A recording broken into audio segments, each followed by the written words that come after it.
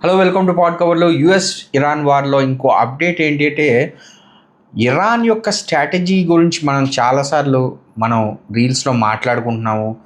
దాంట్లో one of the strategy ఏంటి అంటే, ఇరాన్ ఇన్వెస్ట్మెంట్ ఏదైతే కొన్ని ఏళ్లగా ఇన్వెస్ట్ చేసిందో యుఎస్ అండ్ ఇజ్రాయెల్ తన మీద దాడి చేస్తాయని చాలా క్లియర్గా తెలుసుకుని, తన యొక్క బలాలు బలహీనతలు ఏమిటో తెలుసుకుని వాటి మీద మాత్రమే ఇన్వెస్ట్ చేసింది.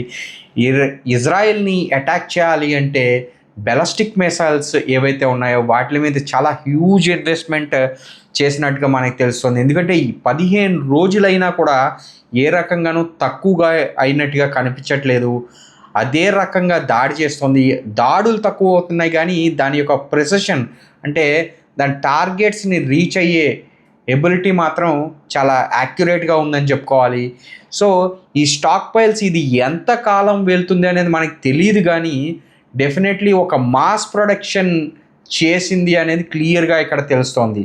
రెండోది ఏంటంటే, హైపర్సోనిక్ మిసైల్స్ కావచ్చు, ఏవైతే ఈ ఐరన్ డోమ్ లాంటివి ఏవైతే అత్యాధునికమైన ఎయిర్ డిఫెన్సెస్ ఏవైతే ఉన్నాయో వాటిల్ని దెబ్బతీయడానికి, చొచ్చుకుపోవడానికి ఈ హైపర్సోనిక్ మిసైల్స్ కావచ్చు, అండ్ ఒక ఎయిర్ డిఫెన్స్ సిస్టమ్ని కన్ఫ్యూజ్ చేయడానికి, విపరీతంగా డ్రోన్స్ని చేత అటాక్ చేయించడానికి, డ్రోన్స్ కావచ్చు వాటిని కన్ఫ్యూజ్ చేసి ఓవర్గా ఒక ఓవర్ లోడ్ అయ్యేటట్టు డిఫెన్స్ సిస్టమ్ మీద, డ్రోన్స్ మీద ఇన్వెస్ట్ చేయడం జరిగింది. ఎన్ని లక్షలు ఉన్నాయో కూడా మనకు తెలీదు. ఎందుకంటే మనం ఈ డ్రోన్స్ని డెఫినెట్లీ మన యూక్రెయిన్ వార్లో కూడా రష్యాకి సప్లై చేయడం జరిగింది. అక్కడ ఆల్రెడీ ఒక టెస్టింగ్ గ్రౌండ్ కింద ఈ కామాకాజీ డ్రోన్స్ అనేవి మనకి సక్సెస్ అయ్యాయని తెలిసింది. అది ఎప్పుడైతే అది తెలుసుకుందో దాని యొక్క ప్రొడక్షన్ చేసుకుని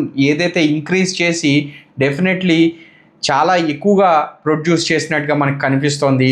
సో ఏదైతే మనకి స్ట్రాటజీ వేసిందో ఈ స్ట్రాటజీ అనేది చాలా సక్సెస్ఫుల్గా వర్క్ అవుతున్నట్టు తెలుస్తుంది. కానీ ప్రాబ్లం ఏంటంటే, లాంచర్స్ ఏవైతే ఉన్నాయో, మిసైల్ లాంచర్స్ ఏవైతే ఉన్నాయో అవి ప్రతి దాడుల్లో పోగొట్టుకుంటున్నట్టుగా తెలుస్తుంది. ఇది ఎంతవరకు వస్తుందో తెలియదు, కానీ ధీటుగా సమాధానం అయితే చెప్తుందని చెప్పుకోవాలి. Thank you very much.